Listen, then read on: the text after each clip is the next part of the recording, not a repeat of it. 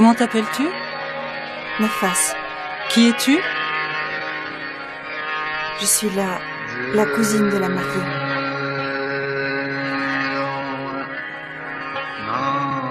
Je m'étais toujours évadée des prisons où on enfermait les femmes afghanes. Mais aujourd'hui, je suis en captivité dans chacune de ces prisons. Tout ça pour toi, ma sœur. Tu me disais dans tes lettres que la situation en Afghanistan avait empiré, que les écoles de filles avaient été fermées, que les femmes étaient exclues de la vie publique, que tu perdais tout espoir. Et c'est alors que j'essayais de trouver un moyen de te faire sortir d'Afghanistan que j'ai reçu de toi cette lettre inattendue. Elle m'a porté un coup terrible. Tu écris que tu vas te suicider lors de la dernière éclipse du XXe siècle. Tu me dis aussi dans ta lettre que je dois jouir au maximum de ce qu'offre la vie parce que j'habite un pays où tout est mieux. Qu'est-ce que vous enregistrez dans tout ce bruit? Eh bien, ça c'est ma boîte noire. Si jamais je m'écrase ou si je ne reviens pas, au moins quelques personnes sauront ce qui m'est arrivé. Quand est-ce que vous avez reçu cette lettre? Il y a un mois. Mais elle était restée 2 mois aux mains des réfugiés avant de me parvenir. Alors pourquoi venir maintenant, quand il ne reste que 3 jours? Mais il y a à peu près 25 jours que je suis en route maintenant. J'ai voulu essayer d'entrer en Afghanistan par l'Iran ou le Pakistan, ou le Tadjikistan. Mais parce que je suis journaliste et que j'écris sur la condition des femmes dans ces pays, on me crée des difficultés pour l'obtention d'un visa.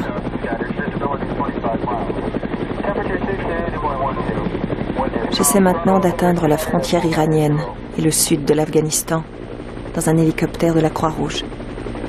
J'espère arriver à Kandahar par le plus court chemin. Il ne reste plus que 3 jours avant l'éclipse. Allô, ici Magda. Préparez-vous. Allô, ici Magda. On a tellement de monde aujourd'hui qu'on est débordé. Alors, un homme de 40 ans, la jambe coupée à environ 70 cm. Un jeune homme de 22 ans, les 2 jambes coupées à la hauteur du genou.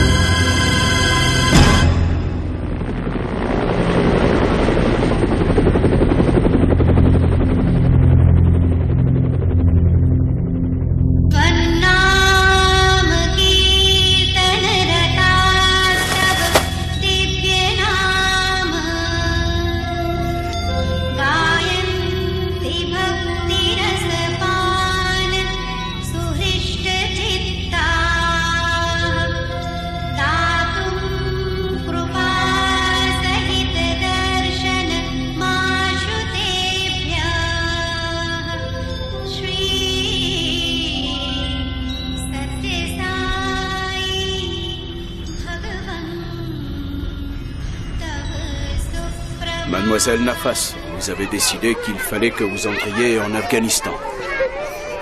Moi, je vais vous trouver une famille en qui on peut faire confiance pour vous accompagner là-bas. Mais si en route, on vous pose des questions, si on vous demande qui vous êtes, vous devez répondre que vous êtes de la famille, que vous êtes la femme ou la fille du chef de famille, pour qu'on ne puisse pas vous soupçonner.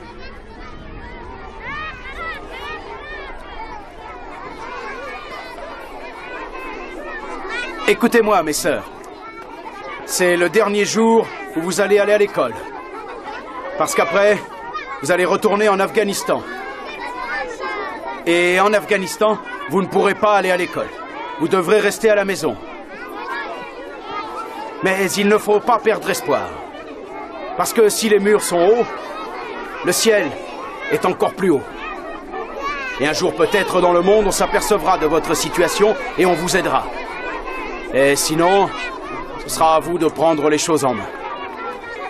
Et si vous trouvez que votre maison est trop étroite, alors vous n'aurez qu'à fermer les yeux et imaginer que vous êtes une fourmi. Si vous vous dites que vous êtes une fourmi, alors votre maison vous paraîtra très grande. Et on applaudit.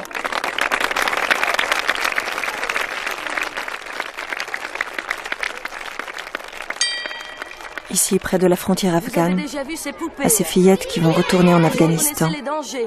On apprend à se méfier Vous des savez mines. que vous ne devez jamais les toucher. On leur dit de Vous ne savez pas que si s'approcher vous des en voyez poupées, une, comme celle que tu avais touchée et qui t'a fait perdre ta jambe pendant notre évasion. Si vous touchez une Pour de ne ces pas poupées, qu'elles vous perdent, risquez elles d'être aussi, leurs blessé ou de jambes. mourir. Je vais vous faire la démonstration. Je mets une poupée sur le sol et je pose mon pied dessus. S'il y a du bruit, ça veut dire que je suis morte. Je ferme les yeux et je jette les poupées par terre. Je suis contente que tu ignores la vérité, que tu ne saches pas qu'en Afghanistan, depuis 20 ans, toutes les 5 minutes, un homme a trouvé la mort, tué par une mine, par la soif ou la faim, ou en combattant. Tu avais été au courant. C'est toutes les 5 minutes que tu aurais perdu l'espoir et que tu aurais voulu te tuer.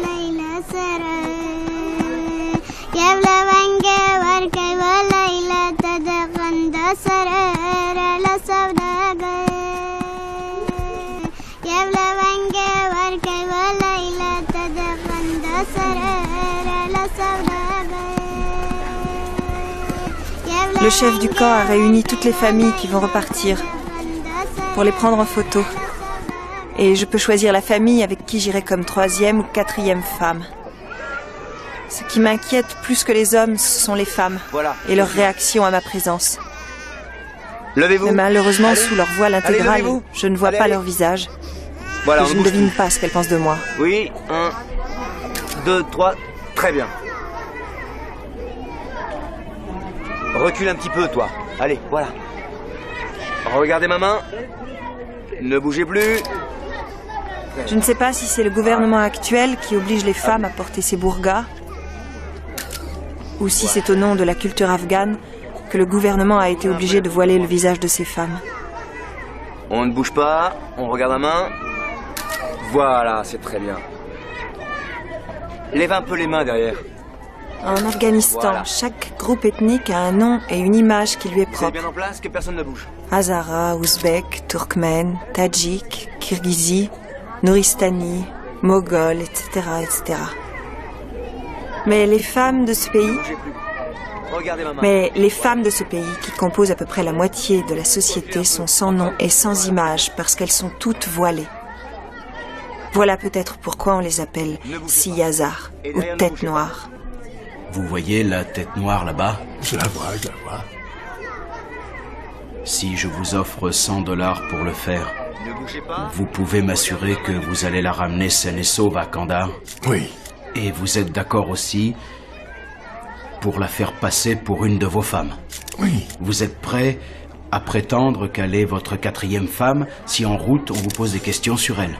Je suis d'accord, j'ai 2 épouses à Razas. J'ai une épouse Pashtun et j'avais une épouse ouzbek qui est morte. Et si je prends une épouse tadjik, j'aurai tout l'Afghanistan sous mon toit. Je vais prendre une photo. Tout le monde regarde l'appareil et personne ne bouge. 1, 2, 3. Tenez, prenez ce drapeau de l'ONU et mettez-le à l'avant de la voiture. Il vous protégera. Prenez ces $20 pour la route en Afghanistan. Sachez bien que dans le dossier, nous avons votre photo. C'est pas la peine de revenir pour chercher d'autres dollars. Hein. Vous me comprenez? Oui, oui. Madame? Madame? Non, merci.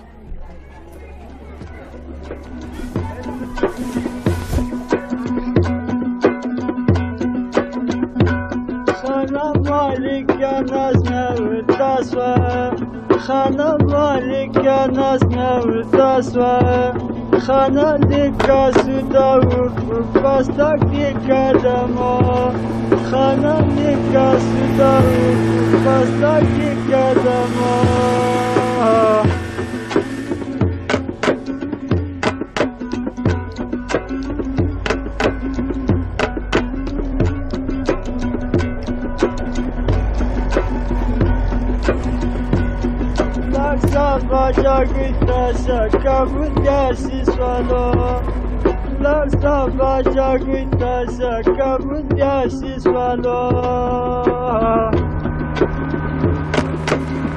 Chers auditeurs,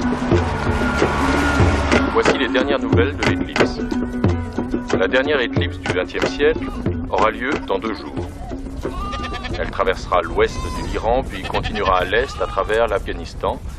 De là, elle se déplacera vers le sous-continent indien. Ça va faire plus d'1 heure qu'on s'est arrêté pour manger. Qu'est-ce qu'on attend pour repartir? Je peux savoir? Vous ne voulez pas manger? Non, il se fait tard. Pour commencer, je vous demande de couvrir votre visage avec la burqa. C'est une question d'honneur pour moi. Je suis un homme de foi et je respecte ma religion. Aucun autre homme que moi ne doit voir ma femme. Sinon, les gens vont se moquer de moi et mon honneur va être perdu. Si la burqa n'est pas si elle n'est pas portée comme il faut, si la femme doit porter la burqa, ce n'est pas pour être un ornement, c'est pour le hijab, pour couvrir. Je mets la burqa, je cache mon visage. Mais je ne suis pas vraiment votre femme. Vous n'êtes pas vraiment ma femme, mais les gens vont parler. Et comment empêcher qu'on se moque de moi? Comment empêcher qu'on me montre du doigt? Comment empêcher que les gens disent « Celui-là, sa femme n'est pas correctement habillée. La burqa n'est pas un ornement. Et n'oubliez pas, mon honneur est en jeu. » Alors quand va-t-on partir? Il faut que j'appelle le chauffeur. Il est en train de manger. Quand il aura fini de manger, alors on pourra partir. Mais pas avant.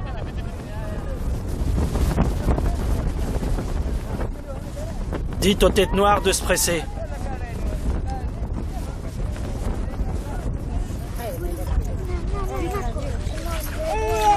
Dépêchez-vous, c'est l'heure, il va falloir partir. Pourquoi tu nous presses, ma sœur? Nous avons beaucoup de temps.